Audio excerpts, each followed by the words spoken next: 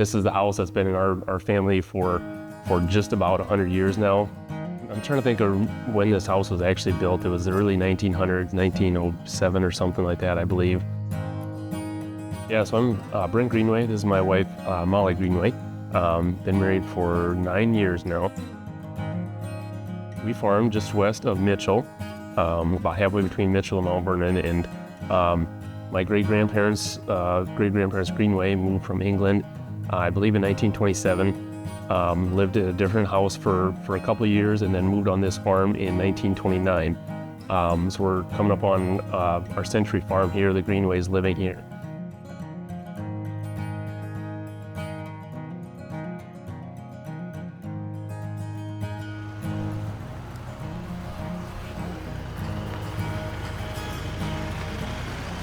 Very diversified farm here. We've got pigs that we have, cow-calf operation, then row crops, soybeans, corn, a little bit of wheat. Gonna do some sorghum this year. But I've been farming full-time since 2019. I used to work in town in a few different places and decided to join the family farming operation in 2019. Since then, we've expanded, done a couple other kind of ventures, rented another pig barn to increase our pig numbers a little bit. But yeah, so that's what we do. Been farming for full-time for a little while and part-time growing up in the same exact area.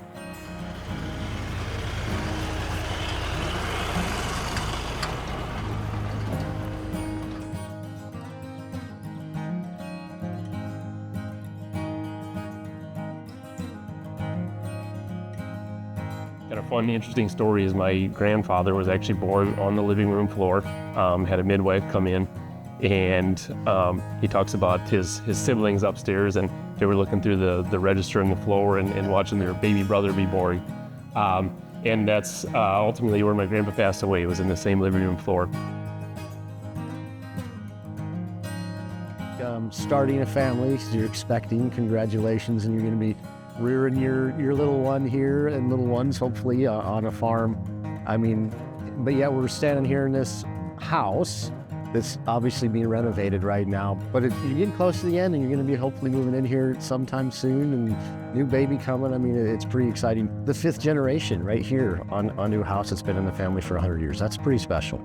Yeah, I mean, honestly, there's not very many people that can say 5 generations all lived in one house. So that's something to be said. Obviously, we're excited. It's been a long time coming. I think we first started demolition 14 months ago, so it's been a process.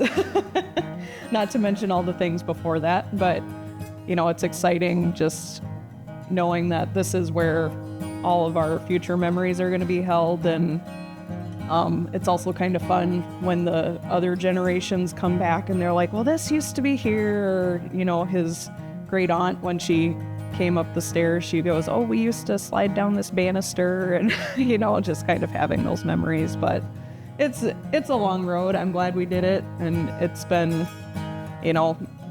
we had to move a hallway to make room for the addition, and then they said, well, if you're moving the hallway, you might as well redo the bathroom. And so it's just been kind of adding projects, but in the end it'll be better that way, and it'll last longer. So Yep, that's kind of been our motto the whole time, is do it once, do it right. We're not doing this as a flip house or anything like that. We know we're going to be here till, cows come home. Yeah, and we're not putting a wheelchair ramp out there yet, but we're going to be here for a long time. So doing it once, making sure it's what we want for a long time. When my grandpa passed away here in 2021, we had the opportunity to buy the farm and buy the quarter of ground from his estate.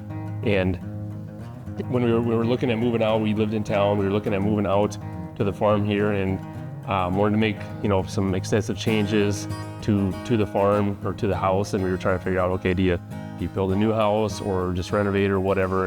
And story of my grandpa being born here and my grandparents living here for so long, and that was extremely important to us. I still have a great aunt that is phenomenal on history, my grandpa's sister, and I'm really proud of the fact that whenever this is done, she can step through the door and be really proud of what we've done with it and the legacy that we've carried on. Like you said, we're expecting in August, and our daughter will be the 5th generation of Greenways to live in this house. And that's really special. It's been a lot of work, old farmhouse renovation. Like they told us, there's going to be stuff that creeps up everywhere. Things that yes, and this isn't square, or this is Sagan or whatever. But when it's all said and done, and we're getting close to that point, we're going to be very excited to see the finished product.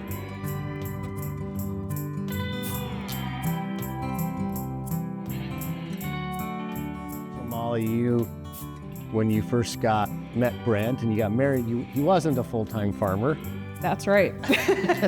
But I'm guessing you probably knew that was in the cards and coming. So just talk about that process a little bit. Yeah, so, and I grew up on a family farm, so I'm familiar with the farming lifestyle. We did mostly, and I say we very loosely because I had 3 brothers, so I didn't have to do much besides mow the lawn. But my family still does mostly crop, and when I was little, we had cattle, and they had a few pigs at one point in time, but it was mostly the crop operation. But when we first met, Brent was an engineer and was testing tractors, and so he was still in the ag world, but he was on a much different work schedule.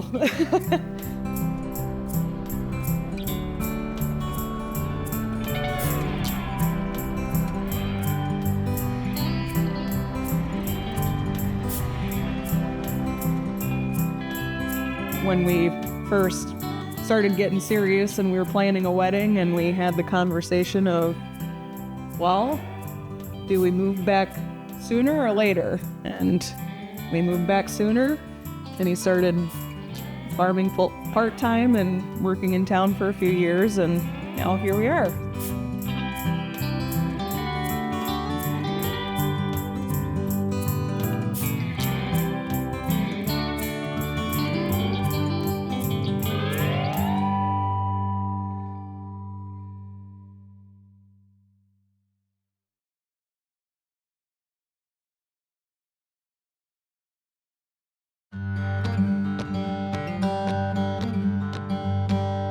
Name dropper, but I was in a meeting with former Secretary of Ag Sonny Perdue one time. Okay. The most sustainable farm is a profitable farm. I mean, that's right out of his mouth. In the other yard is all the cows that have calved before. I kind of switched the 2. I started bringing ones that would calve. I'd bring them down here so they'd have shelter. Okay. Until I got to, half of them had calved, half of them hadn't. Then I swapped the 2. So I brought all the ones down here that hadn't calved. Well, since then I've taken 7 or 8, back up there. So in the last day and a half here, there was 4 new ones.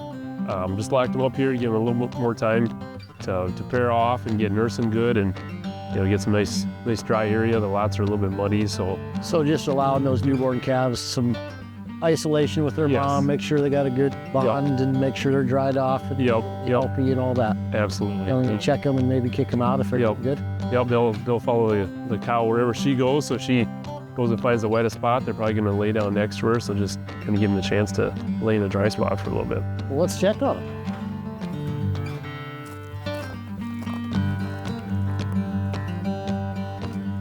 Oh, and you got cameras in here. I do. A-cameras. A cameras. Oh, that's awesome. Yeah.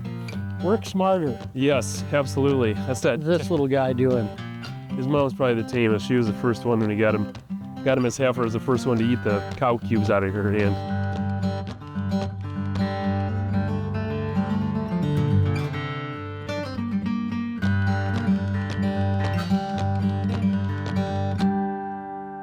So usually what we're feeding our cattle is a mix of ground hay and then corn silage, or possibly a little bit of sorghum silage, possibly. This is all corn silage, but in the ground hay here, it's about a third alfalfa, and then we also have some millet grass that we had cut off of a field, and then we also have some oat straw.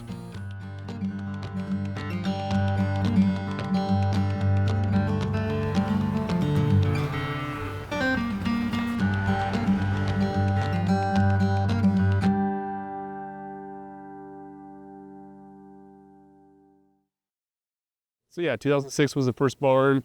Sow barn up there, I think, was 2007. So we did a couple groups of pigs. We actually started some of the sows, as they raised them up as young pigs. They took them up to the barn and then used them as sows. So we used to get pigs, they were probably 18 or 19 days old when we would get them, and they weighed 12 to 13 pounds. They realized if you can keep that pig with the sow for an extra, say 6 days, so they're 24 days old instead of 18, 19, your pig is going to get up to 16, 17 pounds, probably average weight. By keeping that pig on that sow for an extra 5-6 days and gaining those few extra pounds, they get off to so much better of a start. You will finish, 7 to 10 days earlier and use less feed. The pig is healthier. You have to, use less treatment or anything like that.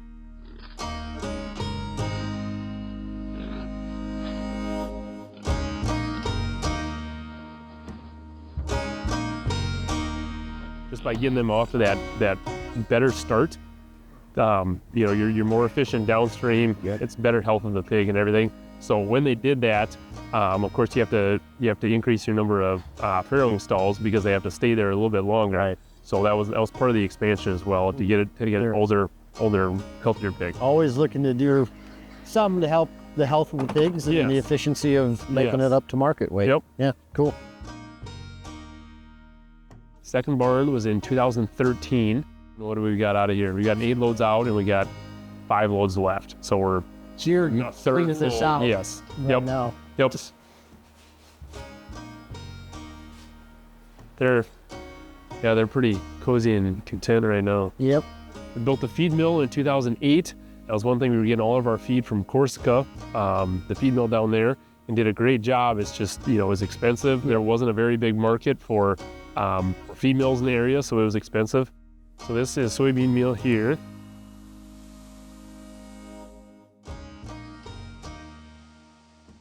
So our rations that we put in, we'll put in so many pounds of corn per ton, so many pounds of soybean meal per ton, so many distiller. So soybean meal, cracked, rolled, extruded, they pull the oil out of it. That's, especially nowadays, that's kind of the real value of the soybean is starting to be more the oil and the soybean meal. Originally it was just a byproduct and kind of a wasted thing you were trying to get somebody to pay just to take away. And, now the meal itself is, the oil itself is a, very sought after product.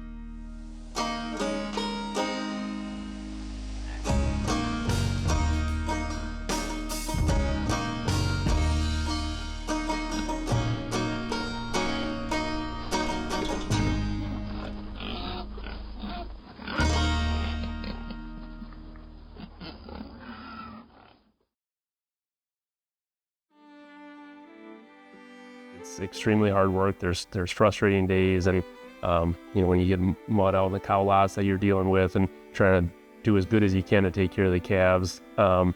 There's frustrating days, but some of those days where you, as a team with my parents and our business partner Thomas, where everybody pulls together and you work like heck and you get a really big job done, and that sigh of relief at the end of the day and accomplishing a task. And one of the things that during the pandemic, when there was meat shortages in some grocery stores, and people knew that the hardships that pig farmers were having with some of the processing facilities closing, some of our neighbors, friends in the area that would reach out to us and say, hey, do you guys have any pigs? And of course we had extra at that time. They go, we'd love to buy a pig from you. We'd love to butcher it.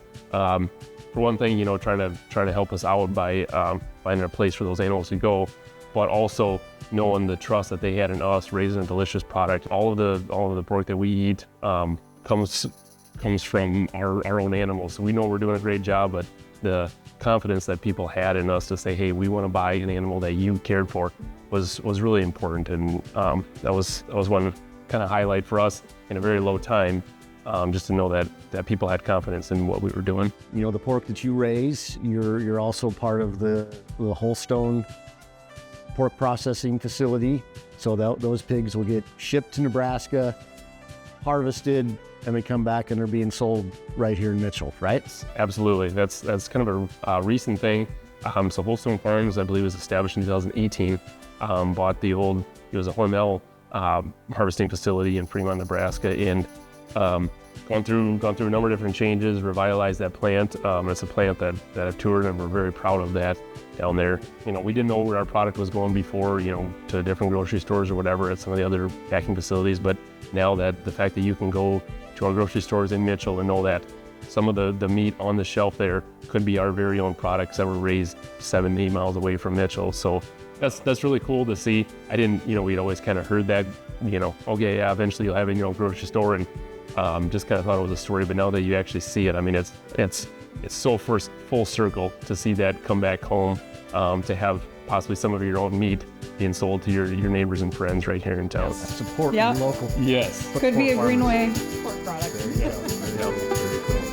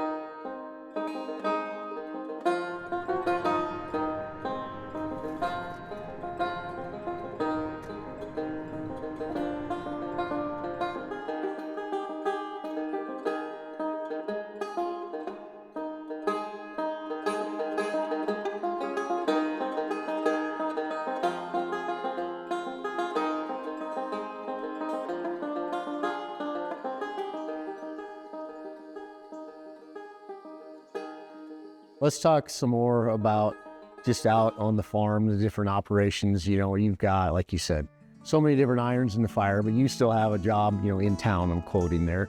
No farmer, no farm family does this. One guy out doing the farming and another person working in town, because he's also involved in a lot of different things and goes a lot of different places. So, Well, we're fortunate. Brent's parents are obviously still very involved, and so there's a lot of people around, and then they also have an employee who is crucial in making sure things get done when we're busy.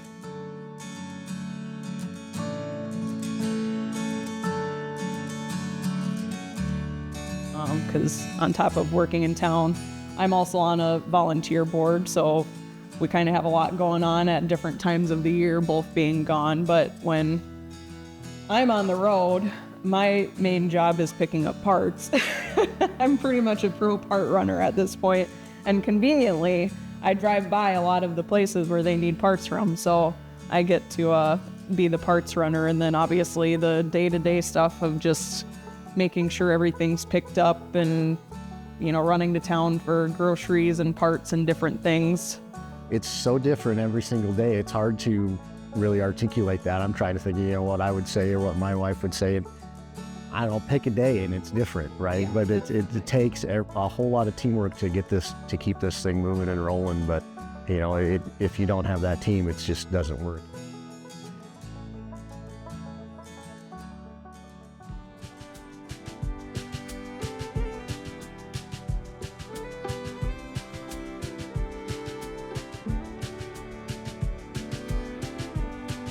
You're involved obviously with a lot of different things, a volunteer board. One of the reasons we know you is your involvement with the South Dakota soybeans. How do you find the time, and why do you volunteer your time to do all those different things? My grandpa was a county commissioner.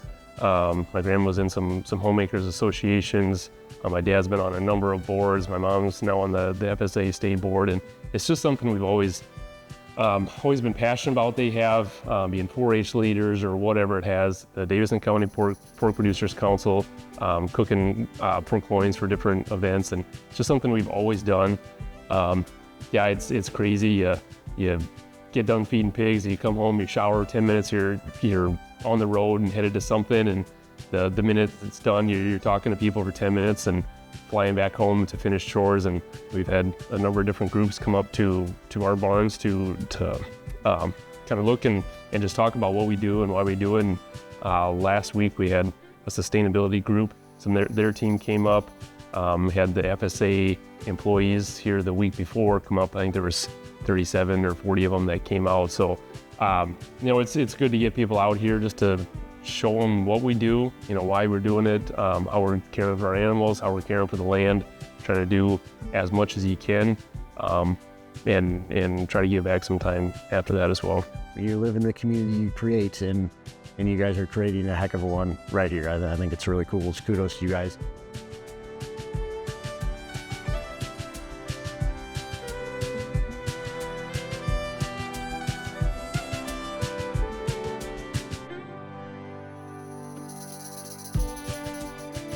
Obviously, you had a successful engineering career. You've got a successful career. You guys didn't need to come out here and work as hard as you do on a farm, but yet you do. We thank you for doing that, because without that, the rest of us wouldn't have as much as we do, especially in our bellies, right? That was always my thing, is, man, I'm gonna work a job where at 5 o'clock the bell rings and you put your work down and you walk home, and then your time is your own. And I did that for a number of years, and I always kind of said, well, yeah, maybe 20 years down the road, I'll come back to the farm. And then about a year later, I was maybe 5 or 10 years. And then a year later, it's like, all right, how about next year? One thing my dad has always said is as farmers, we do a great job of, producing more with less than what we used 2 years ago. And we're doing a phenomenal job out here and doing as good as we can, but we do a terrible job of telling people what we do, how we do it, and why we do it. It is a lot of work, but it's good to get out there and tell our story.